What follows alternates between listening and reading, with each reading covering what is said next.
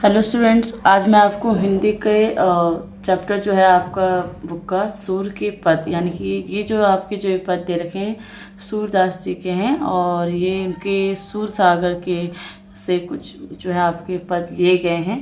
तो पहला पद जो है आपका वो है सब तजी भजिए नंद कुमार। मैं इसके आपकी व्याख्या लिखवा रही हूँ मैं इसको। और भजे ते तकाम सरे नाही मिटे न भव जंजार, जिही जिही ज्योति जम धार्यो बहु चोर्यो अघ को मार, तिही कारण को समृत हरि कौ तीक्षण नाम कुठार।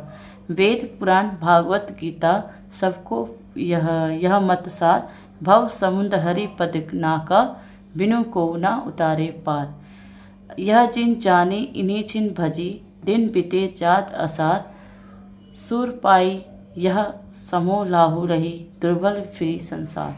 तो ये पद जो है सूरसागर के कुछ पदों से लिए गए हैं उनके। और इसका भाव है, यानी कि उन्होंने कहा है कि सब तज भजिए नंद कुमार। इन्होंने कहा है कि सब कुछ छोड़कर आप नंद कुमार श्री कृष्ण को भजो, और किसी को भजने से तुम्हारा कार्य पूर्ण ना होगा। और भजेते काम करे सर नाही, यानी कि और किसी का कार्य करने से पूरा नहीं होगा, तुम्हारा काम नहीं बनेगा, सभी जंजाल से मुक्ति नहीं मिटेगा। वेद पुराण भागवत गीता सबके मत का सार यही है कि प्रभु के चरण रूपी नाव के बिना इस भव सागर से कौन पार उतार सकता है। यह समझकर इसी क्षण भगवान का भजन कर ले, नहीं तो जीवन बिना तत्व ज्ञान के व्यर्थ ही बीता जा रहा है। सूरदास जी का कहना है कि यह मनुष्य जीवन जो है दुर्लभ है, फिर नहीं मिलेगा, इसीलिए श्री कृष्ण को हमें भजना चाहिए, उनका भजन करना चाहिए। दूसरा पद आपकी जो बुक में दिया गया है वो है आपका अपुन आपो आपिन ही विषयो। इसका मतलब भाव है कि अपना स्वरूप अपने आप हम खुद ही भूल गए हैं। मनुष्य जो है जैसे स्वान कांच मंदिर में, जैसे कि कुत्ता जो है कांच के घर में जाके महल में जाके अपने पे ही भौंकता है, भ्रमी भ्रमी भूखी परियो, अब भ्रम में भ्रमवश अपने परछाई पे ही भौंकता है दूसरे समझकर। जैसे सौरभ मेघ नाभि पसत है, जैसे कस्तूरी जो हिरन है जिसके नाभि में ही कस्तूरी होती है, पर वो पूरे जंगल में ढूंढती है, सूंघती फिरती है, दुम तन सूंघी फिरियो। जो सपने में रंग भूप भयो, तस्कर अपी पकड़ियो। जैसे राजा सपने में उसको देखता है कि वो अपने आप को घेर लिया उसके शत्रुओं ने।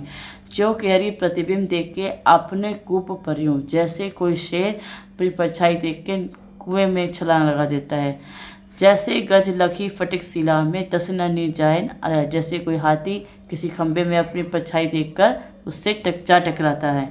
मरकट मुठी छाड़ी नहीं दीनी, घर घर द्वार फिरियो। जैसे बंदर जो है चने के लालच में जो है उसमें मटके में हाथ डाल देता, फंस जाता है, फिर उसको मदारी जैसे उधर घुमाता रहता है। सूरदास ने कहा है कि ऐसे ही नलिनी को स्वट्टा कहीं कौच पकड़ो। तो इसका पद का मतलब है अपने स्वरूप को हम अपने आप खुद ही भूल गए हैं। जैसे कांच दर्पण में बने घर में कुत्ता चारों ओर घूम घूम कर अपने प्रतिबिंब को भ्रमवश भौंकता रहता है। जैसे कस्तूरी की सुगंध को, कस्तूरी जो हिरन है की नाभि में रहती है, पर वो अज्ञानवश उसे पाने के लिए इधर उधर सूंघता फिरता है। जैसे सपने में कोई राजा कंगाल हो जाए और उसे चारों ओर से शत्रुओं ने पकड़ लिया हो। जैसे सिंह कुएं के जल में अपना प्रतिबिंब देखकर स्वयं कुएं में कूद पड़ा। जैसे हाथी ने स्फटिक की शिला में अपना प्रतिबिंब देखकर स्वयं दूसरा हाथी समझकर जाकर दांत अड़ाकर भिड़ गया। जैसे बंदर ने छोटे से मुख के घड़े में लोभवश चना आदि निकालने के लिए हाथ डाला और निकाल नहीं पाया, इससे पकड़ा गया और घर घर द्वार मदारी द्वारा पकड़े जाने पर घूमता रहा। सूरदास जी कहते हैं नलिनी यंत्र पे जैसे बैठे यंत्र घूम जाने से उसे पकड़कर नीचे लटकने तोते को किसने पकड़ा है, यानी खुद ही। इसी प्रकार जीव का बंधन और कष्ट भी अज्ञान से ही है। उसने ना तो अन्य किसी ने बांधा है और ना उसके दूसरे दुख का निर्मित है। परम आनंद स्वरूप आत्मज्ञान उसके हृदय में ही है, उसे भूल कर जीव भटक रहा है। ठीक, यह आपका दूसरे पद का मतलब था। तीसरे पद का भाव देखते हैं। गोकुल प्रगट भय हरियाई, अमर उदाहरण असुर संहारण, अंतर्यामी त्रिभुवन आई। यानी कि यहाँ पे आपको बताया श्री कृष्ण का जन्म हो गया है और असुरों का संहार करने के लिए, और अंतर्यामी त्रिभुवन का। माथे हरि वसुदेव जुलियाए, नंद महर घर पहुँचाए। माथे पर रखकर वसुदेव जी उसको ले जाते हैं और नंद महर यानी कि यशोदा के घर उसको छोड़ आते हैं। जागी मही, यशोदा जागती है, पुत्र मुख देखियो, पुलकित अंग उड़ना समाए। गदगद कंठ बोली नहीं आवे, हर्षत हवे नंद बुलाए। आहतु कंत देव प्रसन्न भय, पुत्र भयो मुख देखो धाई। दौरी नंद गए सुत मुख देखियो, सो मुख मोए बरनी न जाए। सूरदास पहले ही मांगे दूध पियावन चश्मत माई।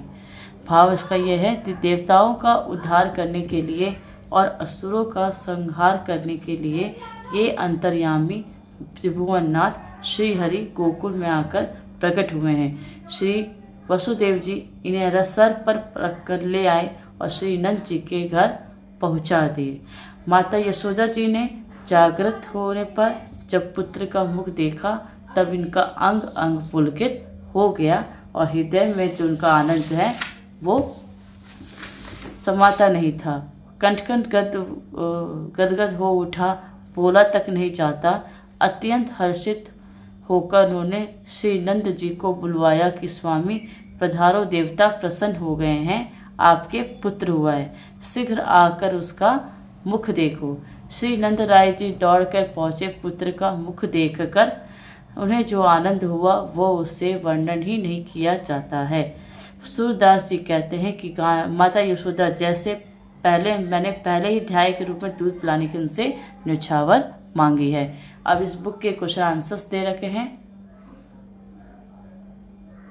पहला क्वेश्चन है, कवि सूरदास किस पद में श्री कृष्ण को स्मरण करने के लिए कह रहे हैं और क्यों? कवि सूरदास जी पहले पद में श्री कृष्ण को स्मरण करने के लिए कहते हैं क्योंकि श्री कृष्ण के भजन के गाने से ही जंजाल से मुक्ति पाने का रास्ता बताया है। कवि सूरदास किस पद में जीव को उसके वास्तविक स्वरूप की स्मृति दिलाते हुए क्या कह रहे हैं? कवि सूरदास दूसरे पद में जीव को उसके वास्तविक स्वरूप की स्मृति दिलाते हुए कह रहे हैं कि हमें अपना स्वरूप अपने आप को ही भूल गए हैं। जीव का बंधन और कष्ट भी अज्ञान से ही है। परम आनंद स्वरूप आत्मज्ञान हमारे हृदय में ही है। तीसरा है, कवि सूरदास ने गोकुल लीला का वर्णन किस पद में किया है? कवि सूरदास ने गोकुल लीला का वर्णन तीसरे पद में किया है। वसुदेव ने श्री कृष्ण के जन्म लेते ही गोकुल के नंद के यहाँ पास पहुँचा दिया था कि वसुदेव ने कृष्ण को जन्म लेते ही गोकुल के नंद के पास पहुँचा दिया, क्योंकि मथुरा के राजा कंस कृष्ण को मारना चाहता था। इसीलिए उस कंस से श्री कृष्ण को बचाने के लिए वसुदेव ने गोकुल में नंद के घर जो है उसके पास पहुँचा दिया था। तो आज का आपका चैप्टर जो है सूरदास के पद मैंने आपको व्याख्या करवा दी और इसके क्वेश्चन आंसर भी। Okay students.